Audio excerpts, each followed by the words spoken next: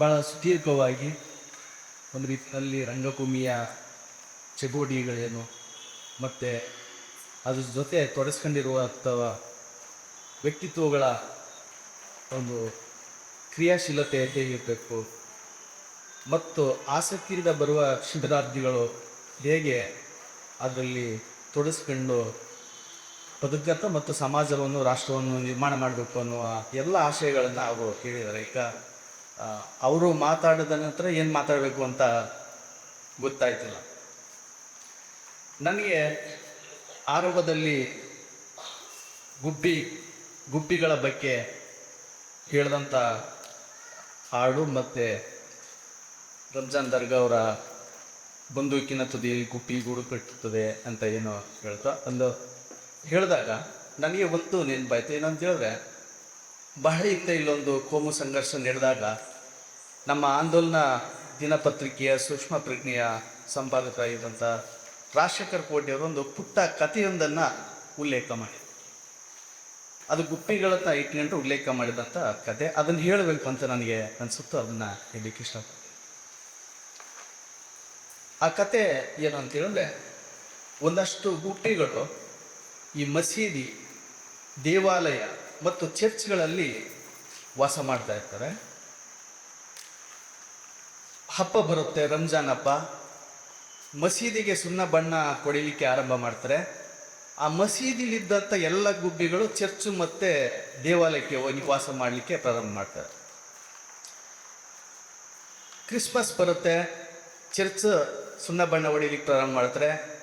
ಅವಾಗ ಏನಾಗುತ್ತೆ ಅಂದರೆ, ಚರ್ಚ್ನಲ್ಲಿ ವಾಸ ಇದ್ದಂಥ ಗುಬ್ಬಿಗಳೆಲ್ಲ ದೇವಾಲಯ ಮತ್ತು ಮಸೀದಿನಲ್ಲಿ ವಾಸ ಮಾಡಲಿಕ್ಕೆ ಶುರು ಮಾಡ್ತವೆ. ನಂತರ ಹಾಗೆಯೇ ಹಿಂದೂಗಳ ಹಬ್ಬ ಗಣೇಶ ಹಬ್ಬ ಬರುತ್ತೆ. ಆಗ ದೇವಾಲಯಕ್ಕೆ ಸುಣ್ಣ ಬಣ್ಣ ಹೊಡಿಲಿಕ್ಕೆ ಪ್ರಾರಂಭ ಮಾಡ್ತಾರೆ. ದೇವಾಲಯ ಇದ್ದಂಥ ಗುಬ್ಬಿಗಳು ಚರ್ಚ್ ಮತ್ತು ಮಸೀದಿಗೆ ಹೋಗಿ ವಾಸ ಮಾಡಲಿಕ್ಕೆ ಶುರು ಮಾಡ್ತಾರೆ. ಹೀಗೆ ಅವು ವಾಸ ಮಾಡ್ತಾ ಇರಬೇಕಾದ್ರೆ ಒಂದಿನ ಏನು ಭಾಳ ದೊಡ್ಡ ಗಲಾಟೆ ಪ್ರಾರಂಭ ಆಗುತ್ತೆ.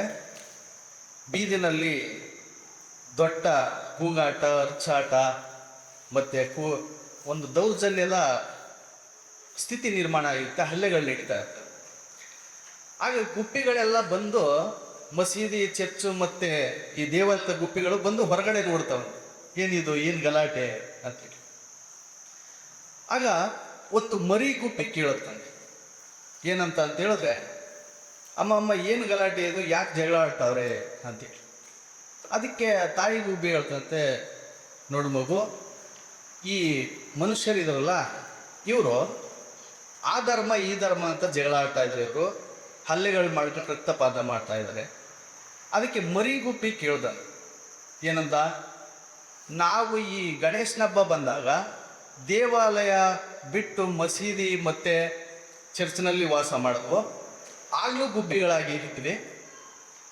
ಮತ್ತು ಮಸೀದಿನಲ್ಲಿ ಸುಣ್ಣ ಬಣ್ಣ ಹೊಡಿಲಿಕ್ಕೆ ಬಕ್ರೀದ್ ಬಂದ ಸುಣ್ಣ ಬಣ್ಣ ಹೊಡಿಲಿಕ್ಕೆ ಆರಂಭ ಮಾಡಿದಾಗ ನಾವು ಚರ್ಚ್ ಮತ್ತು ದೇವಾಲಯಕ್ಕೆ ಹೋಗಿ ವಾಸ ಮಾಡ್ತಾಯಿದ್ವು, ಆಗಲೂ ಗುಬ್ಬಿಗಳಾಗಿ ಇದ್ವು ನಾವು. ಮತ್ತು ಕ್ರಿಸ್ಮಸ್ ಬರೆದಾಗ ಮಸೀದಿ ಮತ್ತು ದೇವಾಲಯಕ್ಕೆ ಹೋದ್ವಿ, ಆಗಲೂ ಗುಬ್ಬಿಗಳಾಗಿ ನಾವು ವಾಸ ಮಾಡಿದ್ವಿ. ನಾವು ಎಲ್ಲೇ ಹೋದ್ರೂ ಗುಬ್ಬಿಗಳಾಗಿದ್ವೋ, ಆದರೆ ಈ ಮನುಷ್ಯರು ಯಾಕೆ ಹೀಗಿದ್ದಾರೆ? ಅದಕ್ಕೆ ಆ ತಾಯಿ ಗುಬ್ಬಿ ಹೇಳ್ದತ್ತೆ, ನೋಡು, ಅವರು ಹಿಂಗೆ ಕಿತ್ತಾಡ್ತಾ ಇದ್ದಾರಲ್ಲ, ಹಾಗಾಗಿ ಇವರು ಇನ್ನೂ ಕೆಳಗಡೆ ಇದ್ದಾರೆ. ನಾವು ಎಲ್ಲೇ ಹೋದ್ರೂ ಗುಬ್ಬಿಗಳಾಗಿದ್ದೀವಲ್ಲ, ಸಹಜವಾಗಿ ಬದುಕ್ತಾ ಇದ್ದೀವಲ್ಲ, ಹಾಗಾಗಿ ನಾವು ಮೇಲ್ವಾಸ ಮಾಡ್ತಾ ಇದ್ದೀವಿ. ಬಹುಶಃ ಸಹಜರಕ ಈ ರೀತಿಯ ಒಂದು ಸಹಜತೆಯಿಂದ ಬದುಕೋದನ್ನು ಇಲ್ಲಿ ನಿರಂತರ ಕಲಿಸ್ತಾ ಇದೆ, ನಿರಂತರವಾಗಿ. ಯಾಕಂದರೆ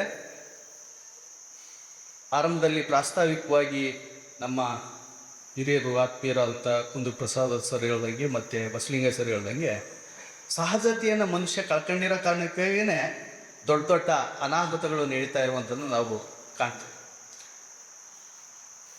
ಇವತ್ತು ನಾವು ಭಾರತವನ್ನು ನೋಡಿದ್ರು ಕೂಡ ಇವತ್ತು ನಾವು ಸಂವಿಧಾನದ ಮಹತ್ವದ ಬಗ್ಗೆ ನಾವು ಮಾತಾಡ್ತಾ ಇದು ಈ ಶಿಬಿರ ಕೂಡ ಸಂವಿಧಾನವನ್ನು ತಗೊಂಡಿರೋದು ಭಾಳ ಮುಖ್ಯ ಮತ್ತು ಭಾಳ ಅರ್ಥಪೂರ್ಣ ಅಂತ ನಾನು ಅನಿಸ್ತು. ಏಕೆಂದರೆ ನಾವು ಭಾರತವನ್ನು ಒಂದು ಭೌಗೋಳಿಕವಾಗಿ ನೋಡಿದಾಗ ಕೂಡ ವೈವಿಧ್ಯತೆಯನ್ನು ಕಾಣ್ತೀವಿ. ಭಾಷೆ, ಸಂಸ್ಕೃತಿ, ಆಹಾರ, ಈ ರೀತಿ ಅದರ ಸೌಂದರ್ಯನೇ ಒಂದು ಇಡೀ ಜಗತ್ತಿನಲ್ಲಿ ಒಂದು ಸೌಂದರ್ಯ ಇರುವಂತಹ ದೇಶ ಅಂದರೆ ಅದು ಭಾರತ. ತನ್ನ ವೈವಿಧ್ಯತೆಯ ಕಾರಣಕ್ಕಾಗಿದೆ. ಆ ವೈವಿಧ್ಯತೆಯ ಜೊತೆಯಲ್ಲೇ ಅಸಮಾನತೆಗಳು ಕೂಡ ಇದೆ. ಎರಡನ್ನೂ ನಾವು ಅರ್ಥ ಮಾಡ್ಕೊಳ್ಳೋ. ಅಸಮಾನತೆ ಜಾತಿ ಪದ್ಧತಿ ಇರ್ಬೋದು, ಅಥವಾ ಅಸ್ಪೃಶ್ಯತೆ ಇರ್ಬೋದು, ಲಿಂಗ ತಾರತಮ್ಯ ಇರ್ಬೋದು, ವರ್ಗ ಸಮಾನತೆ ಇರ್ಬೋದು, ಇವೆಲ್ಲ. ಹಾಗಾಗಿ ವೈವಿಧ್ಯತೆಯನ್ನು ಅರ್ಥ ಮಾಡ್ಕೊಳ್ಬೇಕು, ನಾವು ಅಸಮಾನತೆಗಳನ್ನು ಅರ್ಥ ಮಾಡ್ಕೊಳ್ಬೇಕು.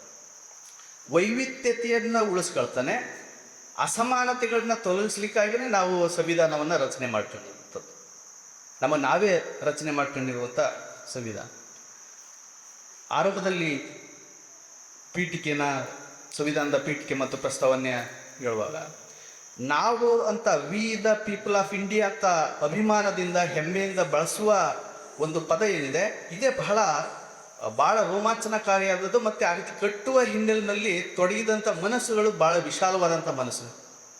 ಅದನ್ನು ನಾವು ನೆನಪಿಸ್ಕೊಳ್ಬೇಕು. ಯಾಕೆಂತ ಹೇಳಿದ್ರೆ, ನಾವು ಅನ್ನುವ ಪರಿಕಲ್ಪನೆ ಅಥವಾ ನಾವು ಭಾರತೀಯರು ಅನ್ನುವಂಥ ಪರಿಕಲ್ಪನೆ ಬರಲಿಕ್ಕಿಂತ ಮುಂಚಿತವಾಗಿ ನಾವು ನೋಡ್ತಾ ಹೋದರೆ ಎಲ್ಲ ಬಗೆಯ ಆನಂದಗಳಿವೆ. ಅದಕ್ಕೆ ನಮ್ಮ ದೇಶದ, ಅದರಲ್ಲೂ ಬಹಳ ಮುಖ್ಯವಾಗಿ ನಮ್ಮ ನಾಡಿನ ಕವಿ ಕುವೆಂಪು ಅವರು ನಮ್ಮ ಸಂವಿಧಾನ ಜಾರಿಗೊಂಡ ದಿನವೇ ಒಂದು ಕವಿತೆಯನ್ನು ಬರೆದರು. ಭಾಳ ವಿಶೇಷ.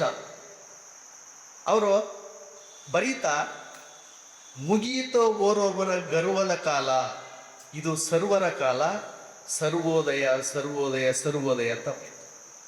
ಶ್ರೀಸಾಮಾನ್ಯನಿಗೆ ದೀಕ್ಷಾ ಇದೆ ಅಂತೇಳಿ ಆ ಪದ್ಯದ ಹೆಸರು. ಅಂದರೆ ಒಂದು ಕವಿ ಮನಸ್ಸು ಸಂಭ್ರಮಿಸ್ತು.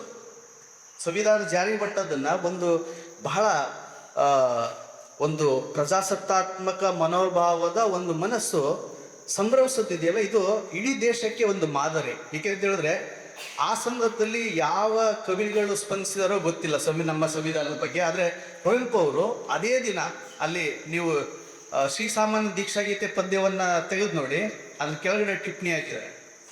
ಇದು ರೇಡಿಯೋದಲ್ಲಿ ಅನೌನ್ಸ್ ಆಯಿತು. ಅನೌನ್ಸ್ ಆದ ಕೂಡಲೇ ನನಗೆ ಅದನ್ನು ಕೇಳಿದ ಕೂಡಲೇ ನನಗೆ ಸ್ಫೂರ್ತಿ ಬಂತು, ಈ ಗೀತೆಯನ್ನು ಬರದೆ ಅಂತ ಹೇಳ್ತಾರೆ. ಮೇಲಿಲ್ಲವೋ ಕೀಳಿಲ್ಲವೋ ಸರ್ವ ಸಮಾನತಾ ರಾಜ್ಯ ಅಂತ ಬರೀತಾರೆ. ಈ ಈ ಈ ರೀತಿಯ ಒಂದು ಸ್ಪಂದನೆ ಇದೆಯಲ್ಲ, ಅದು ನಮ್ಮ ಕನ್ನಡ ಮನಸ್ಸಿನಲ್ಲಿ ತುಂಬ ದೀರ್ಘವಾಗಿ ನಡೀತದೆ. ಈಗಾಗಲೇ ಹೇಳಿದಾಗೆ ನಮ್ಮ ಸಂವಿಧಾನದ ಪೀಠಿಕೆಯ ಒಟ್ಟಿಗೆ ಬಾಬಾ ಸಾಹೇಬ್ ಅಂಬೇಡ್ಕರ್ ಅದನ್ನು ಬಹಳ ಒಂದು ನೀವು ಸಂವಿಧಾನ ಸಭೆಯ ಚರ್ಚೆಗಳನ್ನು ನೋಡಿದ್ರೇ ಸುಮಾರು 10 ಸಂಪುಟಗಳಲ್ಲಿ ಬಂದಿದೆ. ಕನ್ನಡದಲ್ಲೂ ಕೂಡ ಅದು ಸರ್ಕಾರ ತಂದಿದೆ. ಕುವೆಂಪು ಭಾಷಾ ಭಾರತಿ 10 ಸಂಪುಟಗಳನ್ನ ತಂದಿದೆ. ಇಡೀ ಚರ್ಚೆಗಳನ್ನ ನೋಡುವಾಗ ಎಷ್ಟು ಪ್ರಜಾಸತ್ತಾತ್ಮಕವಾಗಿ ನಡೀತಾ ಇರುತ್ತೆ. ಭಿನ್ನಾಭಿಪ್ರಾಯದ ಸೊಗಸು ಅಂತ ನಾವು ಕರಿತೀವಿ. ಒಂದೊಂದು ಪದವನ್ನು ಕೂಡ ಇಟ್ಟು ಚರ್ಚೆಯನ್ನು ಮಾಡಿ ಅದನ್ನು ನಾವು ಅಳವಡಿಸ್ಕೊಂಡಿರುವಂಥ ಚರಿತ್ರೆಯನ್ನು ನಾವು ಕಾಣ್ಬೋದು. ಅದಕ್ಕೆ ಬಾಬಾ ಸಾಹೇಬ್ ಅಂಬೇಡ್ಕರ್ ಅವರ ಕೊಡುಗೆ ಬಹಳ ಮಹತ್ವಪೂರ್ಣವಾಗಿದೆ. ಮತ್ತು ಕೆಲವರ ತಕರಾರು ಏನಂತ ಹೇಳಿದ್ರೆ, ಈ ಸಂವಿಧಾನದೊಳಗಡೆ ಗಾಂಧೀಜಿಯವ್ರ ಚಿಂತನೆ ಇಲ್ಲ ಅಂತ ಕೆಲವರು ತಕರಾರು ಮಾಡುವಂಥದ್ದು ಇದೆ. ಇಲ್ಲ, ಗಾಂಧೀಜಿಯವರ ಚಿಂತನೆಯನ್ನು ಕೂಡ ಒಳಗೊಂಡೇ ನಮ್ಮ ಭಾರತ ಸಂವಿಧಾನ ಇದೆ. ನೀವು ನಮ್ಮ ಸಂವಿಧಾನದ ಪೀಠಿಕೆಯನ್ನು ಓದೋ ರೀತಿಯಲ್ಲೇ ನನ್ನ ಕನಸಿನ ಭಾರತ ಅಂತ ಗಾಂಧೀಜಿಯವರು ಮೈ ಡ್ರೀಮ್ಡ್ ಇಂಡಿಯಾ ಅಂತೇಳಿ, ನಾವು ಇಲ್ಲಿ ಪ್ರತಿಮೆ ಇದೆಯಲ್ಲ, ಪುತ್ಥಳಿ ಇದೆ ಗಾಂಧೀಜಿಯವ್ರದ್ದು, ಅದ್ರ ಎದುರುಗಡೆನೇ ಹಾಕಿದ್ದೀವಿ. ನೀವು ಅದನ್ನು ಕೂಡ ಓದ್ತಾ ಹೋದರೆ ನಮ್ಮ ಸಂವಿಧಾನದ ಪೀಠಿಕೆ ಮತ್ತು ಮೈ ಡ್ರೀಮ್ಡ್ ಇಂಡಿಯಾ ಅಥವಾ ನನ್ನ ಕನಸಿನ ಭಾರತ, ಕನ್ನಡ ಇಂಗ್ಲೀಷ್ ಎರಡರಲ್ಲಿದೆ. ಅದೆರಡನ್ನು ನೀವು ತೌಲನಿಕವಾಗಿ ನೋಡುವಾಗ ಇಬ್ಬರ ಮನಸ್ಸು ಕೂಡ ರಾಷ್ಟ್ರವನ್ನು ನಿರ್ಮಾಣ ಮಾಡೋದ್ರಲ್ಲಿ ಎಷ್ಟು ವೈಶಾಲ್ಯತೆ ಇತ್ತು ಮತ್ತು ಎಷ್ಟು ಸಹಜವಾಗಿತ್ತು ಅನ್ನುವಂಥದ್ದು ಅರ್ಥ ಆಗ್ತಾ ಹೋಗುದು. ಸೊ ಈ ಹಿನ್ನೆಲೆಯಲ್ಲಿ ಈ ಶಿಬಿರ ನಿಜವಾಗ್ಲೂ ಕೂಡ ಅರ್ಥಪೂರ್ಣವಾಗಿ ನಡೀತೆ ಅಂತ ನನಗೆ ಅನಿಸುತ್ತೆ. ಯಾಕೆಂದರೆ ನಾನು ನಿರಂತರ 20 ವರ್ಷ ಅಂತ ಹೇಳಿದ್ರೆ 20 ವರ್ಷದಲ್ಲಿ ಒಂದು 15-16 ವರ್ಷಗಳ ಸಂಪರ್ಕ ಈ ನಿರಂತರದ ಜೊತೆ ನಾನು ಇದ್ದೀನಿ ಅನ್ನುವಂಥದ್ದು. ಮತ್ತು ಅದರ ಚಟುವಟಿಕೆಗಳಿಗೆ ನೋಡುವಾಗ ಇಲ್ಲಿರುವ ಎಲ್ಲರೂ ಕೂಡ ಕುಂದು ಪ್ರಸಾದ್ ಸರ್ನು ಒಳಗೊಂಡಂಗೆ, ಮತ್ತು ಇಲ್ಲೆಲ್ಲ ಹರಿಪ್ರಸಾದ್ ಅವ್ರಿರ್ಬೋದು, ಪ್ರತಿಯೊಬ್ಬರು ಕೂಡ ಹೇಗಿದ್ದಾರೆ ಅಂತ ಹೇಳಿದ್ರೆ ಅವರ ವ್ಯಕ್ತಿತ್ವನೇ ಒಂದು ರೀತಿ ಸಹಜವಾಗಿದೆ ಮತ್ತು ಕ್ರಿಯಾಶೀಲವಾಗಿರುವಂಥದ್ದು. ಮತ್ತು ಈ ಒಂದು ಸಮಾಜವನ್ನು, ಈ ರಾಷ್ಟ್ರವನ್ನು ಒಂದು ಅಹಿಂಸೆಯ ಮೂಲಕ ಕಟ್ಟಬೇಕು ಅನ್ನುವ. ಏಕೆಂದರೆ ಡೆಮಾಕ್ರಸಿ ಅಂತ ಹೇಳುವಾಗ ಜನರಿಂದ ಜನರಿಗಾಗಿ ಜನರಿಗೋಸ್ಕರ ಅನ್ನುವಂಥ ಮಾತುಗಳನ್ನು ನಾವು ಅಬ್ರಹಾಂ ಲಿಂಕನ್ ಹೇಳೋದನ್ನ ಕೇಳ್ತಾನೆ ಇದ್ದೀವಿ. ಅದನ್ನು ಇನ್ನಷ್ಟು ವಿಸ್ತರಿಸಿದವರು ಬಾಬಾ ಸಾಹೇಬ್ ಅಂಬೇಡ್ಕರ್.